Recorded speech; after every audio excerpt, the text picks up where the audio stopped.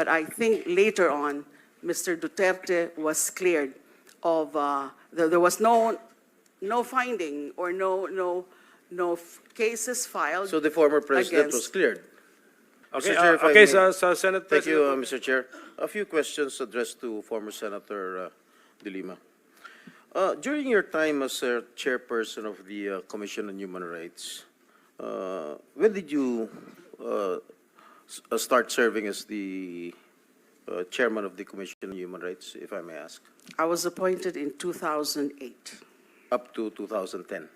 to 2010. All right. When I was appointed as the Secretary of All right. Justice. Did you conduct investigations regarding EJ case?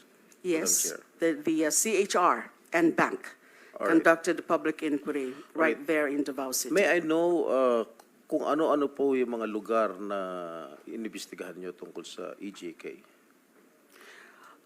Yung tungkol pa sa lugar, it was actually the entirety of Davao City because of the phenomenon of DDS.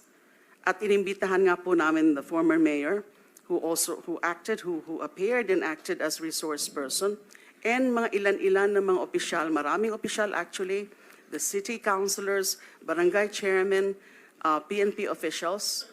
Only that, halos wala na nag-appear dun sa mga nakausap namin discreetly, confidentially, who shared their knowledge about the DDS. These are also self-confessed DDS members, just like Edgar Matubato. Kaya lang po, in the 2009 inquiry, wala pa po sila Edgar Matubato and Arturo Las Cañas.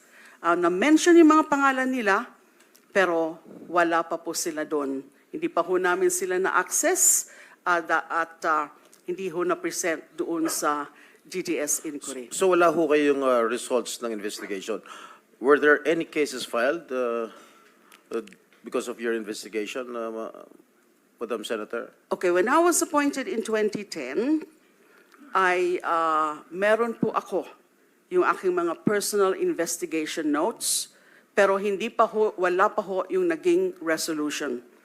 Now, we turned over the records to the Commission on Human Rights, and then later, they came out with the resolution. Now, that was, I think, in 2012, June 20, 2012.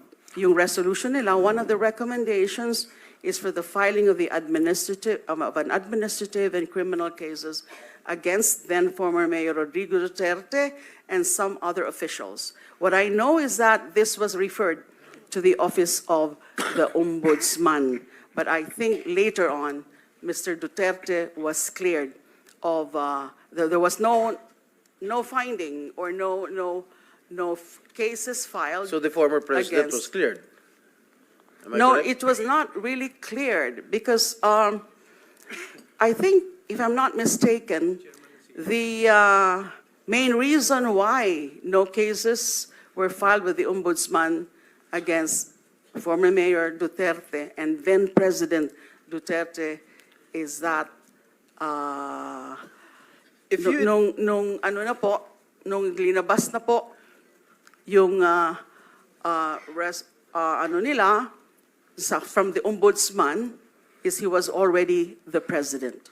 Well, So on during, the presidential immunity. in the course of your investigation, when you were CHR chairman, and you think that the former president was involved in killings in his hometown in Davao, why didn't you file cases against him? The investigation was conducted. But the problem was that those who were in the know, yung konti ho na mga self-confessed DDS members at that time, they're not willing No. to testify. When you were DOJ secretary, why didn't you file a case against the former president? You had all the means, you had all the power to do so. When you were secretary of the Department of Justice. I actually referred the matter of when Edgar Matubato came to us for witness protection. I rinifer ko po uli yung the DDS matter So what to happened? the wala po. Wala Bakit po. wala? You were a very, very powerful member of the cabinet during that Aquino administration. You did not do anything?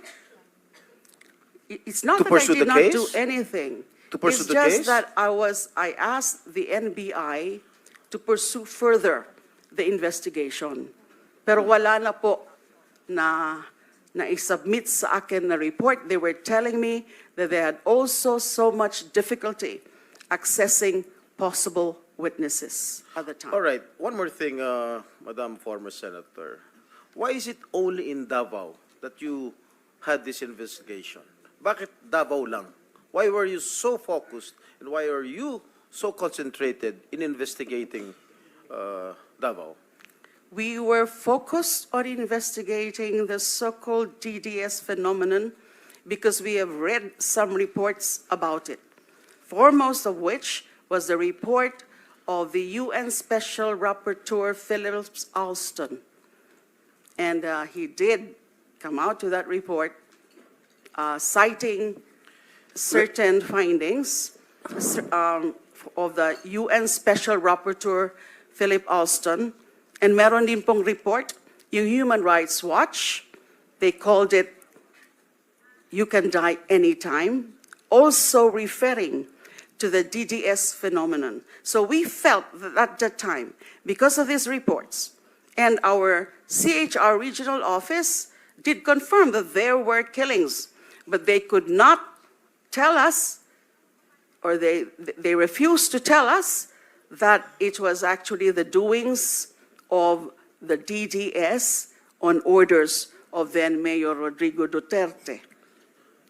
But the insiders, the ones I mentioned kanina, I think there were 3 of them, which we interviewed secretly or discreetly, they did say that there was such a thing as a group as the Davao Death Squad, and then formed by the former mayor, and then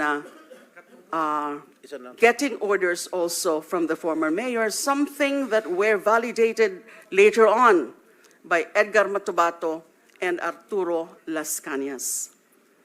Okay, Mr. Chair, I would like to invite the attention of the former senator when she was still a sitting member of the Senate.